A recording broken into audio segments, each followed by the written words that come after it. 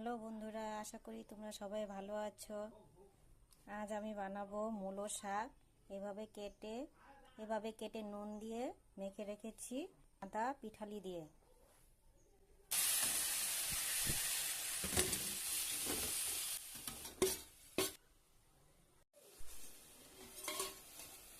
শাকটা হয় টিকছে কিনা দেখি।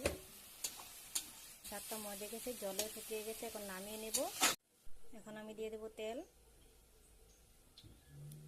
দুটো শুকনো লঙ্কা,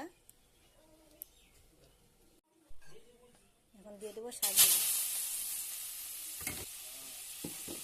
শাকগুলো দিয়ে নাড়াচাড়া করে দিয়েছি।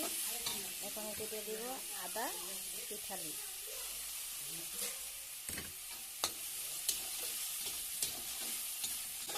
কিছুক্ষণ নাড়াচাড়া করে নামিয়ে নেব।